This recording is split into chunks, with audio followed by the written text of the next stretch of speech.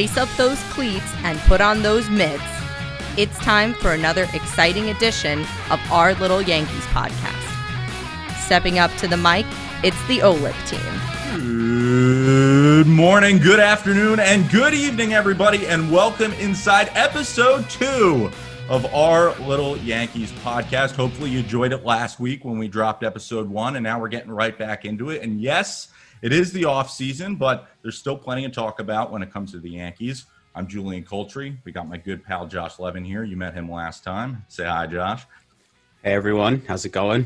And then we teased him last week, and you all know him. You all love him. He is the hidden gem of New York Yankees fans and Yankees Twitter. He works overnight, so that's why he wasn't here last week. The one, the only, Eric Ray Sepulveda.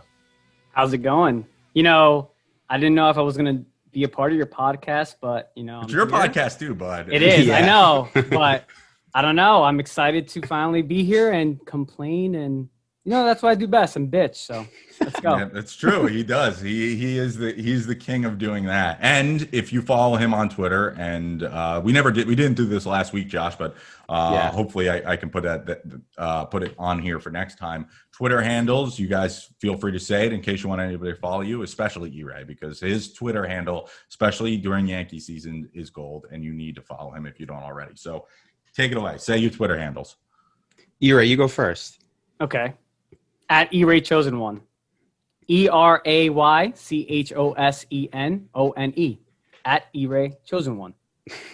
And I am at HEELEVIN.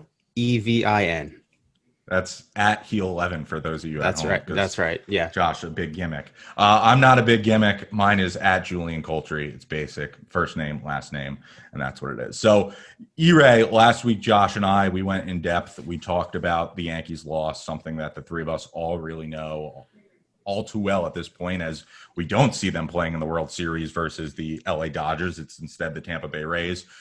We got to go on our spiel. Now you're here, so we are giving you a chance to kind of go on your spiel now that we're 2 weeks removed from the end of the New York Yankees season, give or take. Yeah, so, I mean, I heard you guys last week, and you kind of hit the, hammer on the head there with everything you were saying. Just before, so I can get into everyone to see what I was dealing with. If they were following me on Twitter, they probably weren't. But, as I do every time when the Yankees lose, I overreact and I get depressed and I get sad. And this year, I got some 3 a.m. White Castle. So that was pretty exciting. So, yeah, I was really at the bottom there. That was probably the first time I ate White Castle in, years. But, yeah, that was depressing. And I don't know, guys. You guys said it. I mean, I feel like this window is closing. We need to do something about it. The Yankees need to do something about it. You can talk about, the Game 2 decision about should have they, left Deivi Garcia in, when to bring in Happ. But it all started, I think, when Cashman just didn't get another arm, when, the injuries happened, and at the deadline, he decided to stay put. And that kind of put us – he even said that, as you guys mentioned, you guys were talking about the Aaron Boone and Brian Cashman press conference, where he was saying that he kind of put it on himself as well. He didn't give Aaron Boone the best, things to work with. But, yeah, man, I'm disappointed. I'm upset. I think this year I'm a little – bit better, even though Game 5, I mean, we did lose in a heartbreaking way. I was actually working, as you did say, I do work overnights. I was on a bridge with just working on a different issue, and you're on a bridge. That's not what the fans That's want not to a hear. good place to be when the Yankees are about to lose. Exactly, yeah, I know. Not that type of bridge, thank God. But maybe I wanted to be on there, actually. But no, I'm just kidding. But yeah, I was on a bridge, and when Brusal hits the home run, and I think I went silent on the bridge for 10 minutes, and the guy was saying my name, and I was just I'm not kidding, I was on the ground. And then I had to compose myself, and it was just another heartbreaking Yankees loss. But it wasn't on my birthday this year, thank God. But I don't know if you guys saw my tweet. My birthday is October 19th for everyone. Brusal literally hit the home run at 10:19 p.m. Now that is booking, guys. Yeah, you're right. It is, absolutely. And considering that they were never going to be able to lose on your birthday, losing in the ALDS, they definitely did you a service. Exactly. And also, I mean, we talk about like the Yankees and stuff, and they were exactly who we thought they were, to be honest. I mean, we saw who they were in the regular season, the inconsistent, just the hitting, pitching. We kind of got fooled a little bit, though, when they did beat Shane Bieber in game 2. We talked about earlier today, Josh, the Gio Urshela grand slam. That was like our one signature moment that we'll always hold on to this postseason, and kind of an emptiness that it ended up being. But, you know, that was a fun little ride. And we thought game 1, where Giancarlo Stanton, who I know I've given a lot of heat to, this postseason was not on Giancarlo Stanton. I want everyone to hear me today. A guy who's given him a lot of shit, Giancarlo Stanton got the job done. Didn't get the job done in the top of the 9th inning when he struck out looking with the bat on his shoulder. But that's okay. It's not his fault. I'm just kidding, Jules. But it's not his fault. He showed up to play, unlike some other people, but some other players. But yeah, man, I mean, it's again heartbreaking. I'm depressed. It's gotten a little better, but as you were saying, watching the World Series, we want to feel that again. We want to watch our team in the World Series. It's been 11 years. I know that sounds like spoiled to some other fans, but no, we're the Yankees, man. This team is good enough to be there. We have this core, with this young core. We need to do something about it, and hopefully this offseason we can, but I'm hopeless, but we'll see. So there we go. I'm going to start crying now, but yeah. Thanks for bringing me on to remind myself. I was doing well not talking about the Yankees, but now here we are. So I guess I'm back, I guess. So. Yep, you're back, baby. We love it. It's funny because I feel like as Yankee fans, the one fan base who will always get on us is Mets fans, and we know a ton of Mets fans. So, you know, them giving us, you know, proverbial crap, so to speak, in regards to World Series championships and complaining, or, you know, I know you, me, and Josh got into it several times this year with Mets fans regarding whether or not this team was good or not. But they made a World Series, I don't know, in less than 5 years ago. 5 years. So 5 years ago, they've seen their team in it. They've made a sustained playoff run. They've had those signature moments. And yeah, the Royals won, but it's like, I don't know, when's the last time the Yankees, like, truly, outside of 2017, which now Josh mentioned last week, we all become complacent with, when's the last time that you really felt like, man, this team is magical? And no, you haven't. Yeah. And also, it's not even a matter of, you know, complaining. I mean, listen, we have been lucky because we have a good team to root for pretty much every year of our lives. But we're not talking, you know, if we're sitting here in 2013 or 2014 complaining about that team not winning a World Series, it's a little bit different from what we're doing right now, because this team is miles better. They have a ton of talent everywhere. And they are, like, you know, like Ray said, they are good enough to be playing right now. Instead of the Rays, but they're not, and that's why we get upset. And when we say, "Oh, this team isn't good," you know, earlier in the season when we were debating that, we know they're good, but what we're trying to say is, are they good enough? Yep, absolutely.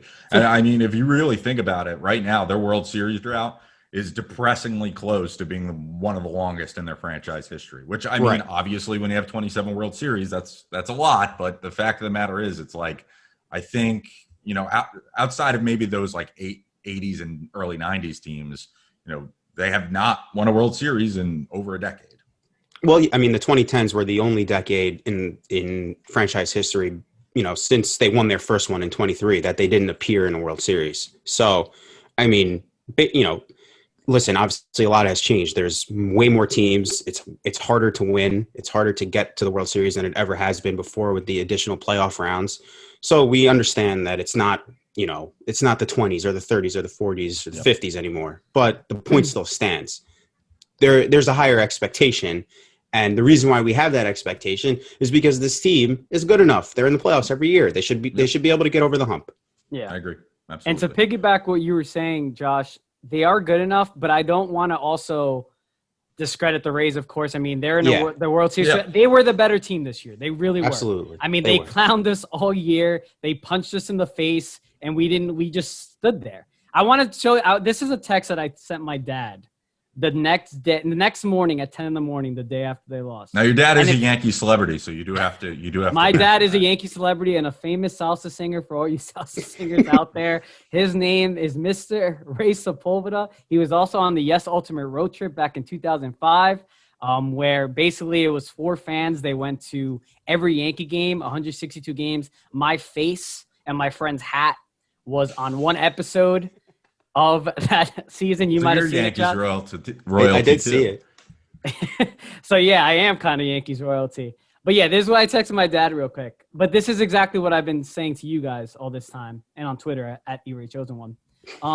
This team is a bunch of frauds. They get clowned by their rivals year after year in the playoffs. They talk all this shit and are cocky, calling themselves savages, and how they are ready for this moment. This core isn't winning anything. They are a great regular season team that always seems to come up empty in the playoffs. Not sure how to fix this because I feel like this will always be the case. That was me at my bottom the next morning. And yeah, that's what we're going to try to do, I guess, in the next coming weeks. We're going to try to talk about how to fix this team. Yep. So we'll see if it'll work out. But yeah, that's the text that I sent my dad.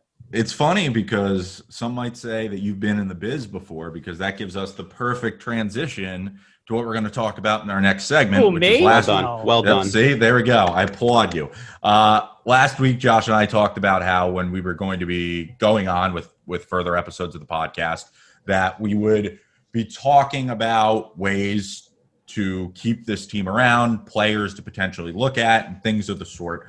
So in an effort to, one, kind of save face with everything, but in an effort to, two, talk about things that we need to do, I'm proposing we do sort of a keep 'em, trash 'em over the next couple episodes of the podcast. And we can start with the infield and, looking into the players that we have currently that are on our infield, or at least in our system, to play every single day for this Yankees team. And then we'll go to the outfield next week, and then we can go to the pitching staff the following week. And hopefully as we kind of move along here too, and the World Series passes, and then you get into the winter meetings and you get into, the off season, there's a little bit more rumors. And obviously there's rumors today that we're going to talk about a little bit later on the show. But that's what I'm kind of hoping to do, in the next segment. And I know you guys will do a great job with it as well. So you ready to get down with it?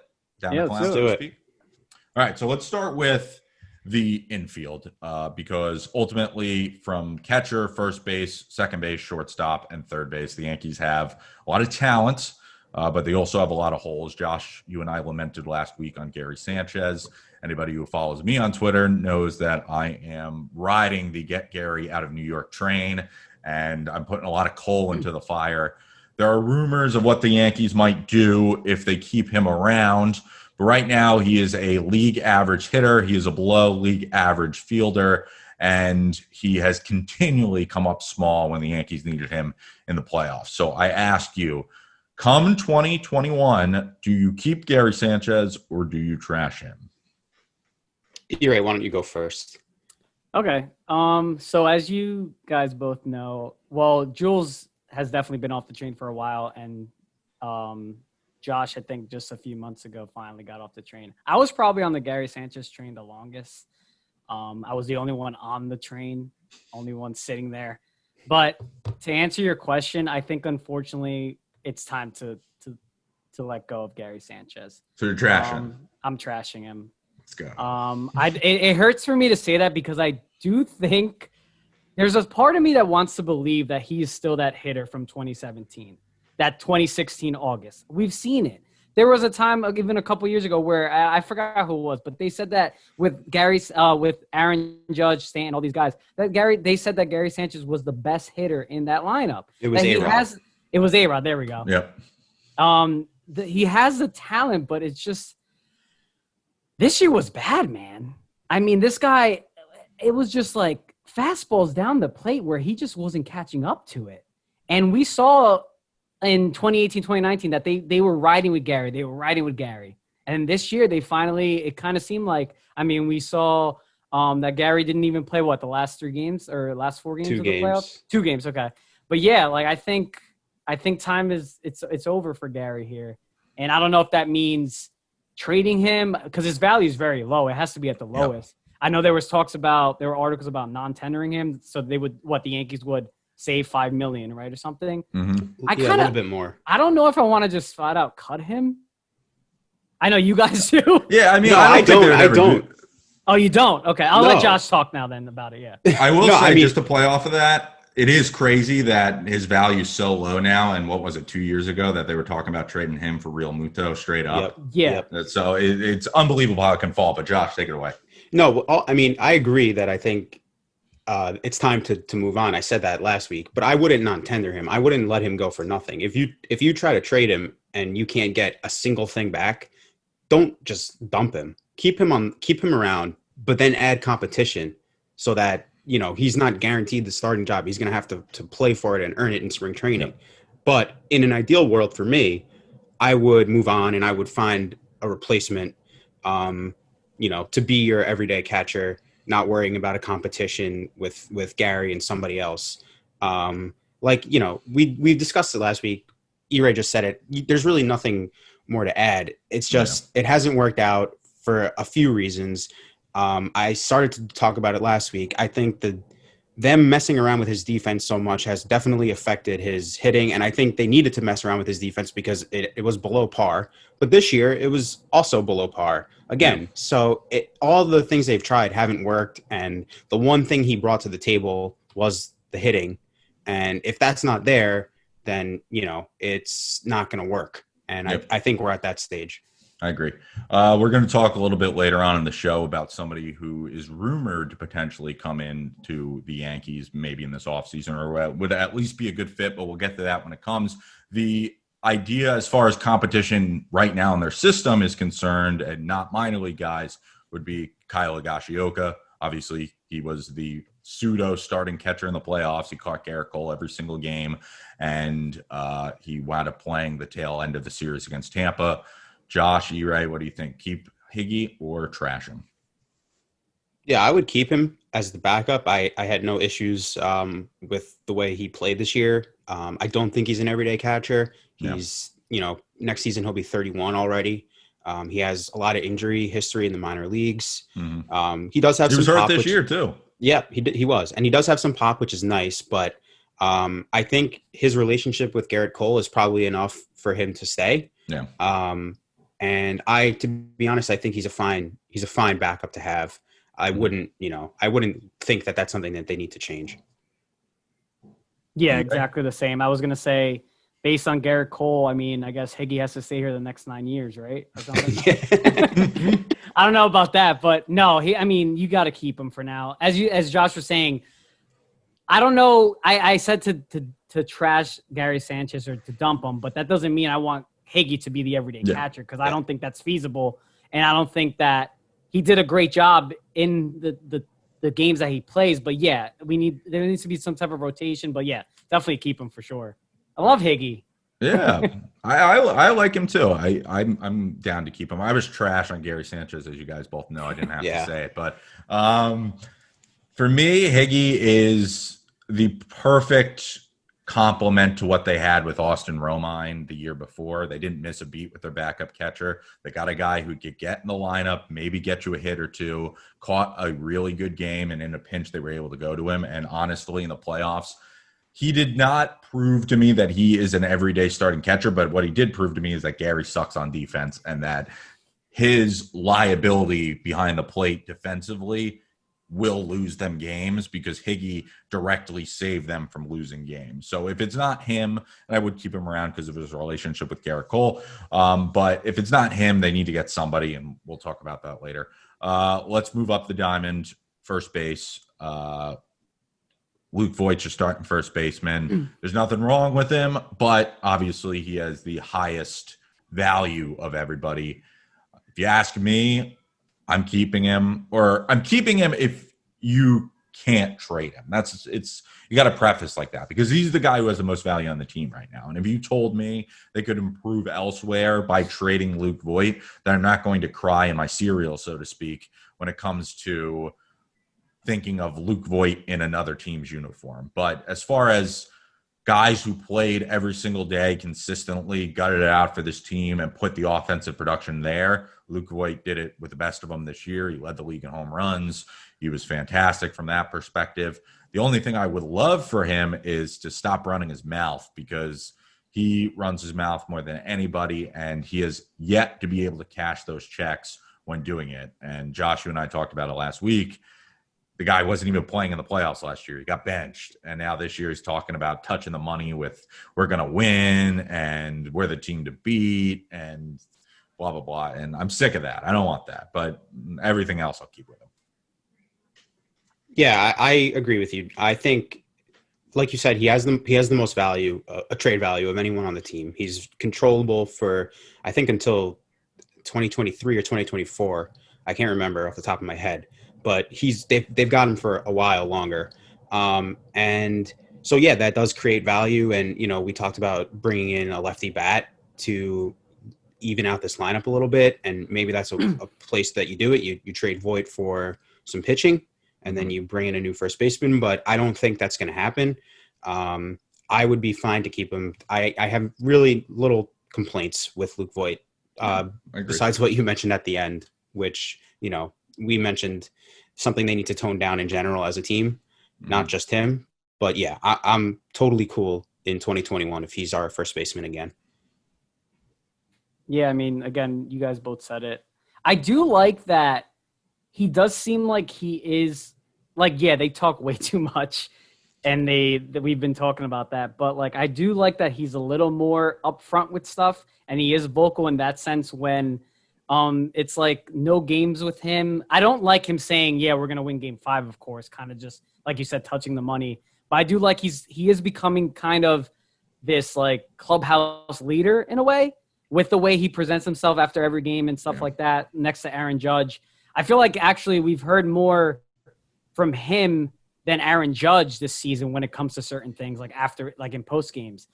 So I would keep him, but as you guys said, if there is an opportunity to trade him for a need, then yeah, I would do it. But you don't just dump the guy who led the league in home runs this year, and which was something with the foot giz. So foot stuff. I mean, foot stuff. There we go. I'll say foot gimmick.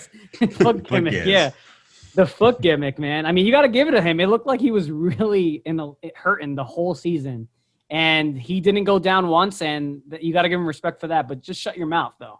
At the same time, they didn't. They said they never even said if he needed surgery or anything. I mean, so last week they said it's plantar fasciitis, and he doesn't need surgery. He just needed. I think he was in he's in some kind of a boot for a couple weeks. Yeah. But yeah, he's going to be totally fine. They said. Yeah, he'll be totally May, fine before until spring training. They'll say they have to amputate. Yeah, exactly. Exactly. Until the second week of May when we got freaking Tommy LaStella playing first or something like that. Speaking of backup first baseman, I think I know the answer for all three of us on this one. Mike Ford. Gone. Trash. Gone. Yeah, he's got to go. There's got to be somebody better that they could find to play the position he plays and to also hit left-handed. That would drastically improve them. So yeah, he has to go. They think this dude is Matt Stairs because he hit that one giant home run in what was it, September of 2019? Yeah, it was Labor Day against the A's. Yep, but he is not Matt Stairs, and he's not even a good imitation of Matt Stairs, other than their obvious build. But I'm trashing him 100%. I should have talked about this in this open because I've been tweeting about it. I don't understand still how Mike Ford got 2 pinch hit at bats in that series. It just makes no sense. Like you said, I think sometimes I'm sleeping sound in my bed. I am perfectly sound sleeping, no bother in the world. And then that image of Mike Ford getting up to the plate in the 8th inning of Game 5 comes to play, and I'm startled. What the hell what are we doing there? What are we doing? That is a classic case of we want a lefty to hit against a righty, so we're putting Mike Ford up with complete disregard for the fact that Mike Ford's not good. He's not a major leaguer. He had the last hit he had was in August, and then he went to the alternate site, and then he's pinch hitting in the most important at bats of the year. And that's a classic minor leaguer. That's a classic case of we just want the platoon advantage, but we're not even considering the fact that this guy's not good enough. Yeah, That's another issue with, we talked about the pit, like Cashman didn't get any pitching at the deadline. Like we need a better bench. Like if you're throwing out Mike Ford, Mike Talkman, who fouls off every freaking 95-mile-per-hour fastball down the plate, like I feel like we can hit a fastball better than that guy. Seems like a nice guy, but get out of here already. But we're on the infield. So. Yeah, we're on the infield. Don't jump ahead of the outfield. You're on that next episode. I'm on a tangent. You're getting ahead of yourself. But we love it. That's why you're an integral member of this broadcast team, E-Ray.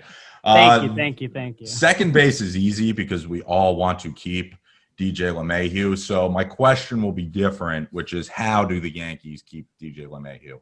Or do they, financially speaking? So obviously they need to keep him, right? We all can't imagine what the team would look like, the lineup would look like without him. But I will say that this is the one area where they could possibly try to get creative.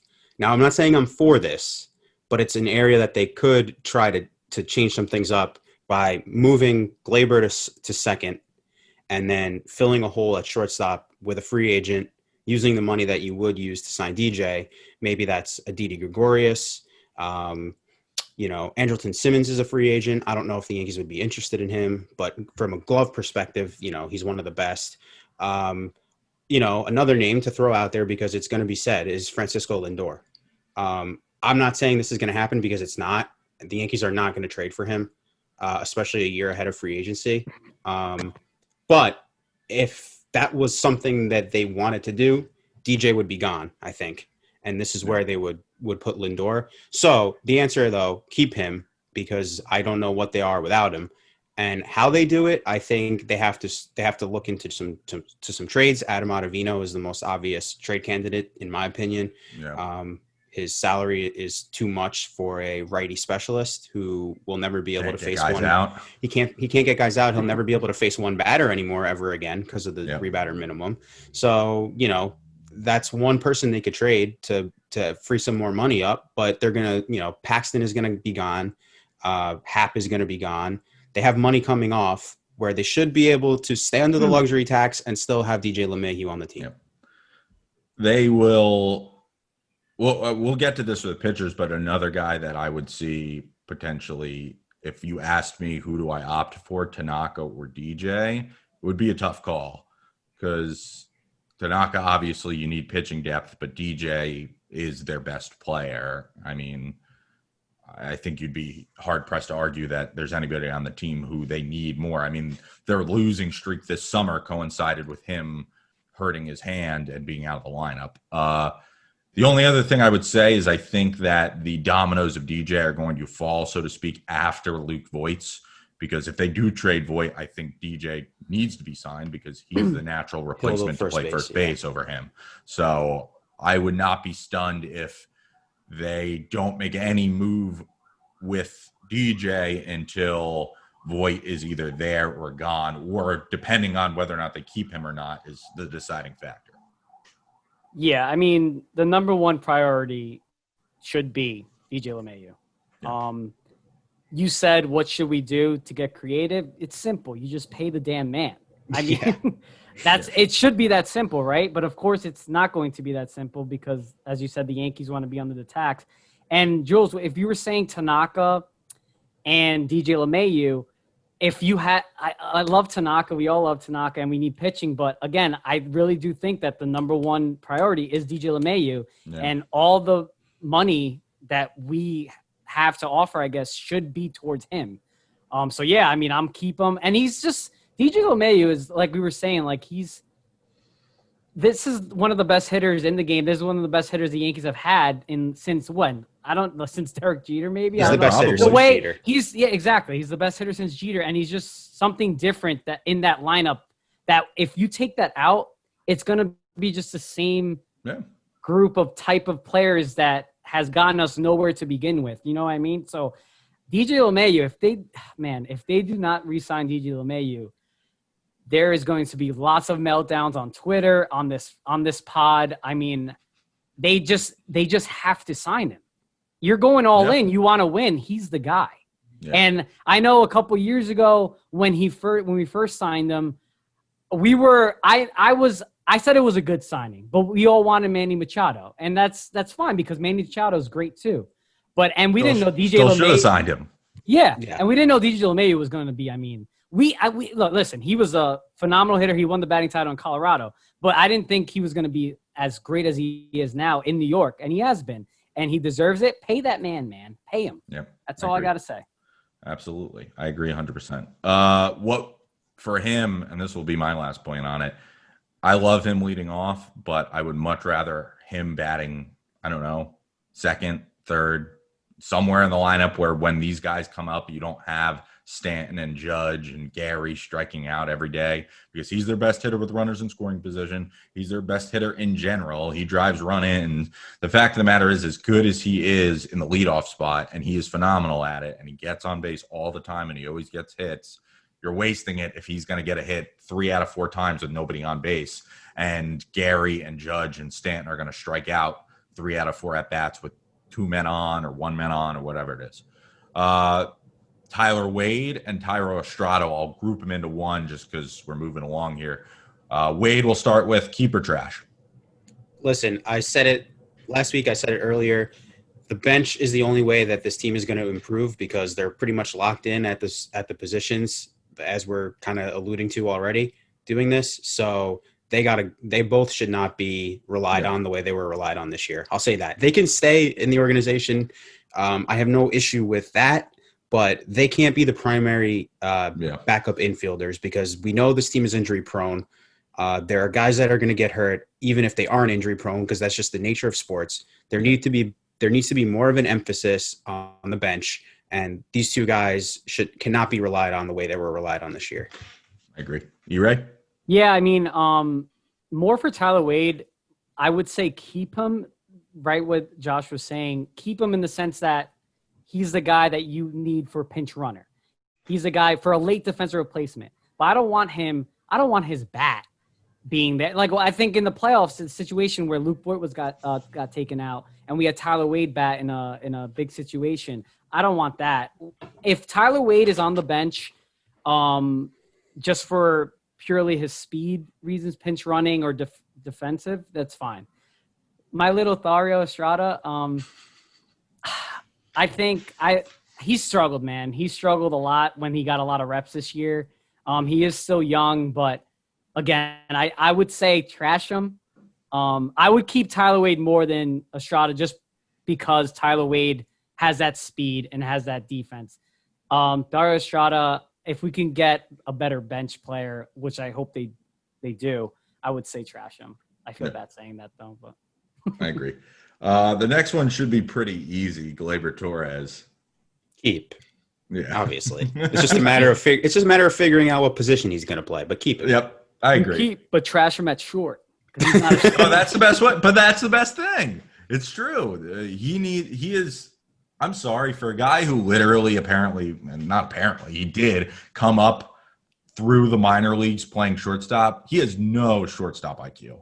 He doesn't know when to cover the bag. He doesn't know how to make routine plays. His range is terrible at the position. And yeah, the Yankees were really, really in on letting Didi Gregorius go. But man, in hindsight, it's like you couldn't have given Didi a 1-year deal just to mesh the 2 of them together and give Gleyber those reps, but not become a liability, so to speak, that this guy has to now go out there and play shortstop every single game. And that was 60 games. Imagine 162 games, more or less, for him at the position. It was bad. And it definitely, you talk about Gary and, his defense coming into his mind when it comes to his hitting. I mean, I think a lot of Gleyber's early struggles were due to the fact that he was not good at playing shortstop. Agreed. Yeah, I mean, I'll say this. If I have to watch 162 games of Gleyber Torres playing shortstop, that E-Ray's not going to like that as well. But I mean, we'll see what they do in that position. It was like, in game 5 even, he made that error in the 4th inning, and it cost Garrett Cole like 20 pitches. Yep. And that was 20 pitches that he could have used to stay longer in that game, and we wouldn't have to bring in Britton earlier and then Chapman in earlier. You know what I mean? And in the regular season, we were like, this guy, we love you, Glaber, but you're going to cost us big in big situations in the playoffs. And it did. It was an adventure. It's like every time a ground ball was hit to him, whether it just be a routine ground ball in the hole, forget it. If it was a ball in the hole, he wasn't there. That guy was going to be safe at first. But yeah, man, we'll see. He's still young. It was his first year, but I don't think he's a shortstop. It's weird because he's a good second baseman. That's why it's so weird that the Yankees, once he came up here, and he was smooth. I mean, he wasn't like Robinson Cano smooth, but he was smooth. No, but he wasn't making like any errors like he was at shortstop. He was kind of, I mean, he wasn't as bad as Andujar, where the ball would get hit to Andujar, you'll be like, oh God, you were like praying. He wasn't that bad, but you're kind of a step below where you're like, man, I don't know. This throw to first right now, is it going to make it? Is it going to be offline? But yeah, but you got to keep Gleyber Torres. He's only 20. Was he 3 now? He's going to be 24. Oh, okay. So he's 20. He's only 23. I liked it better when he's only 22. Yeah, that's true. That was a great gimmick. That's another great transition by Yui, Ray. You talked about the defense of Andujar. He was at the alternate site most of this year. When he was starting to hit, the Yankees decided to send him down. Now he is 2 years removed from surgery, 3 years removed, I guess it would be at this point, from his Rookie of the Year. What do you think of Miguel Andujar? Do you keep him, keep trying with him at third base, or do you just pretty much say it's Gio's job to lose and Andujar is trade bait?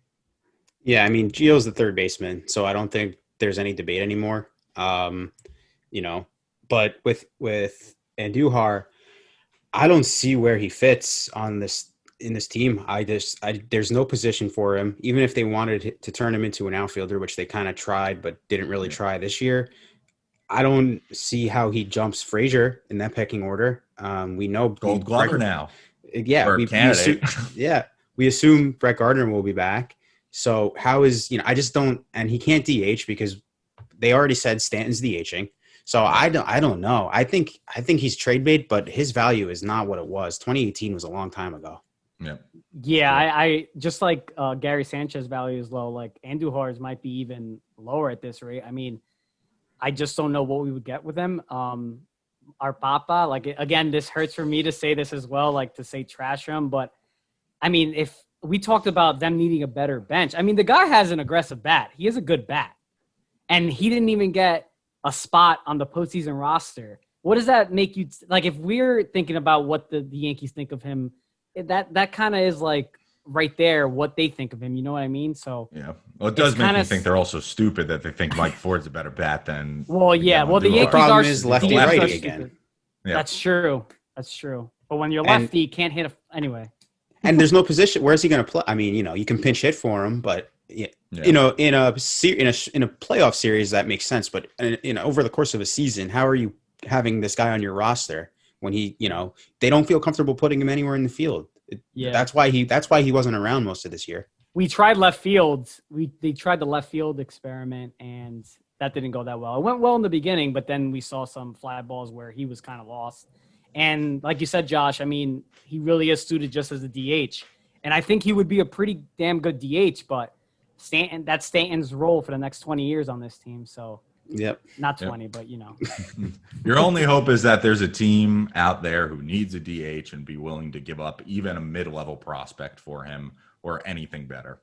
Which is good. Universal DH. Yeah, with the National League now, National League, you might actually have National League teams that need to fill that role. So that opens up 15 new teams where we can possibly trade them. So that I also wonder if maybe there's a rebuilding team in either league that would want him and give him a chance to improve at third. A team that's not playing to win anything. Maybe they have more patience. That's true. That same sort of vein as like a Starlin Castro when we got him in 2017 from the Cubs, who just didn't have a room for him anymore, and he had talent and the ability to play, but then they pretty much were like, well, we have all these guys who play their positions here, and we just don't have room for him anymore. And we wound up getting him, I guess, a little bit on the cheap, so to speak. And he hasn't caught on, but that same sort of talent where if he can hit, it's there. The last player, he's the third baseman now, our little Gio. You got to keep him. Yeah, this guy is. Yeah, I mean, he's one of the best third basemen in baseball. It's not even a debate anymore. It's not a mirage. He's for real, and he's not the same type of hitter as DJ, but he's different enough from Judge and Stanton and Voit and Sanchez that this guy is indispensable. Mm-hmm. Yeah, and his glove is unbelievable. Yeah. He's just a stud, man, and he's adorable, and he is just everything you want. Seriously, I mean, even with the Grand Slam, he struggled a little bit, but I mean, he got it going, and he's a great. Yeah, man, you got to keep him. Got to keep Gio. If you told me next year that he took a slight offensive step back, and I mean, he hit like 313 this year, and the power wasn't there that much. But if you told me that in 2021, over 162 games, he played a stone cold defense and hit 280 with, 20 homers and 69 RBIs. Nice. I would be like, yes, absolutely. I would take that in a heartbeat, assuming that they got other production. I'm just looking now, and in terms of WAR, DJ LeMahieu was the most valuable player they had, and then Garrett Cole was next, but the second highest WAR for position players was Gio. So that gives you, and he's playing on a team with the major league home run leader.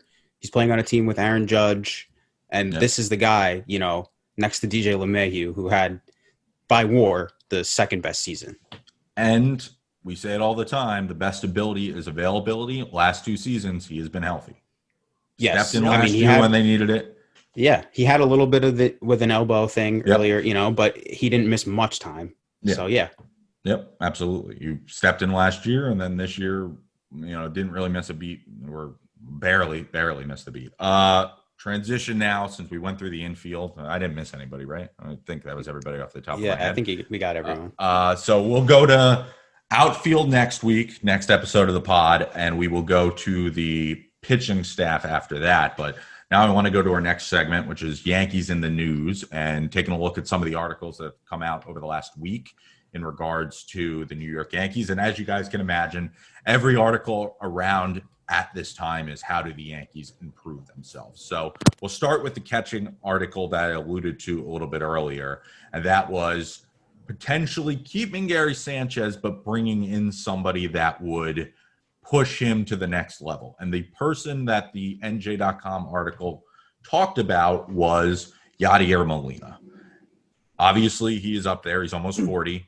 He is a free agent this year, and assuming that he does not want to be on the Cardinals anymore, he would be looking for, according to the article, somewhere in a 2-year range. He is still one of the best defensive catchers in baseball. Calls a hell of a game back there. His offense has fallen off. He is not the same offensive powerhouse he was when the Cardinals were winning World Series a decade ago. But I guess the justification for it is that he can replace Gary if Gary stinks, but he also could be a sort of mentor to Gary in the respect that he's been there before. He's won championships. He understands what it takes to be a great major league catcher. And if anybody can teach Gary how to be a great catcher, it would be Yadier Molina. Yeah, I mean, I don't know if Yadi would want to be a backup, because that's sort of the role you outline. And I don't think, listen, he's not the same offensive player that he used to be, and he's 38 years old. But regardless of that, I mean, if he wanted to be a backup 100%, this is a guy to sign. Yeah. But I honestly am not against him being the catcher next year. Yeah, I agree. Even if he was a starter. Yeah, I know it's kind of out there because he's up there and he's been on one team for so long, and future Hall of Famer. And this is not somebody that was on any of our radars really ever in his career. Yeah. But I mean, I think what he brings to the table is kind of what we're looking for. The defense is the priority. He's not a terrible hitter. And the experience he has, I think he would be a great resource for the pitching staff. Yeah. This guy is somebody who I would want on my baseball team. Yeah, absolutely. Young Latin American starters are in our rotation between Severino and Herman and the talent that they have, Devi Garcia too, the talent that they have coming into their starting rotation, he would be great. And the Yankees have drafted catchers, two of the last two Major League Baseball drafts in the first round. So the fact of the matter is 2 years of Yadier Molina leading into whoever the quote-unquote next big catcher is for the Yankees, that makes sense to me if you were going to go with him in any capacity. Yeah, like you guys, when I first read this article, I guess today, or saw it on Twitter, I kind of was like not interested at first, but then when I started thinking, I've always been a Yadier Molina fan, of course Puerto Rican, but I mean, like you guys said, he's been a winner with the Cardinals.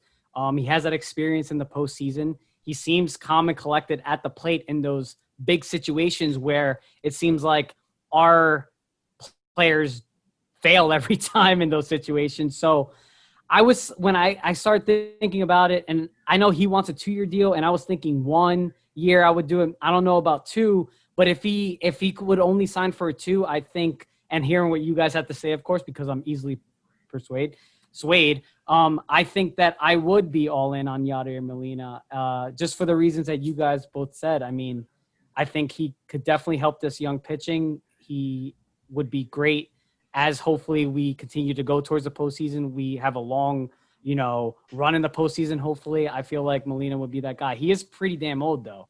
But last year, I mean, I was looking at the stats. He hit 260, 262. It's better than Gary hit. Yeah, for real. 4 home runs. I mean, we're not getting him for home runs. We're getting him to be just a formidable catcher defensively and get those hits when we need them. So, yeah, I mean, Yadier Molina is very intriguing, and I've kind of grown more to it as the day and as the conversations have been going on with you guys in this podcast. But, yeah, I think I would be all in for Yadier Molina. I agree. I'll just add one more thing. If the Yankees are willing to, for playoffs aside, but during the regular season, they were willing to put up with Gary as the catcher with a 618 OPS and a 69 OPS plus. Yadier Molina, they would be willing to put up with his 662 OPS. It's still not good. And his 81 OPS plus, which is also not good, but it's better. And the defense would be better. So if 2020 Gary Sanchez is what Gary Sanchez is, then I think Yadier Molina is an upgrade. Yep, I agree. And he can join the eons of great New York Yankees Molinas in his brother, Jose Molina, who, of course, World Series champion. Was a World Series champion and hit the last home run at the old Yankee Stadium. That's true. There are a lot of other exciting articles that we will not get a chance to talk about on this episode of the pod, which means you have to tune in next week when we break down potential 5 guys that the Yankees could look for to revamp their team, as well as Marcus Stroman's pitch to the New York Yankees. It will be relevant a week from now or next episode, whenever that comes out. It's relevant now as well. But for now, it was good to have E-Ray here on the first episode of the pod. E-Ray, thanks for coming by, and we're excited that you're a member of the team. Of course. And until next time, folks, really quickly, who wins the World Series? E-Ray, you go. Because I gave a prediction last time. Don't give a long answer, though, because you work overnights. Damn it. No, I think the Dodgers are still going to win. I just think the Dodgers are going to win in 7. Yesterday, though, the Rays did get to, what's the guy's name? The starting pitcher for the Dodgers? Gonsolin? Gonsolin, yeah. They did get to him in May. The Dodgers pulling a little Yankees, not going with Walker Buehler, I guess, in game 2. But I think the Dodgers are going to win. I think they're going to win because I want them to win, but the Rays are really good, man. I think this goes 7. Yep, I agree. I'm going to go Dodgers in 7. I said the Rays last week, so to be consistent, I'll stick with that, but I'm not going to be surprised if the Dodgers win because I think they're a better team. Yeah, absolutely. All right, folks. Well, next time on our Little Yankees podcast, you guys will tune in and hear what me, E-Ray, and Josh have to say. But until now, we'll catch you on the flip side.